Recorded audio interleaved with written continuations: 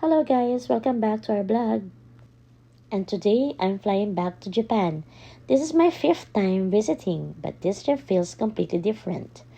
For the first time ever, I'm flying solo.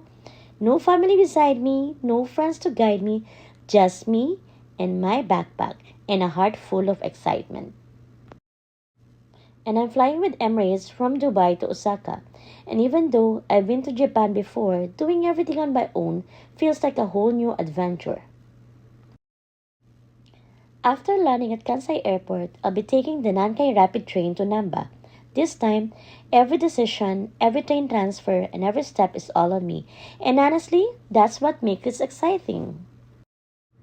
I super love how convenient and efficient Japan's train system is very clean, fast, and always on time. I'll be staying at Sotetsu Grand Presa in Namba, and I couldn't have picked a better location. Just across the street is Dotonbori, the place I've ever been looking forward to the most. The bright lights, amazing street food, and the energy of Osaka. I can't wait to experience it all again. This trip is not about visiting Japan for the fifth time. It's about proving to myself that I can explore the world on my own.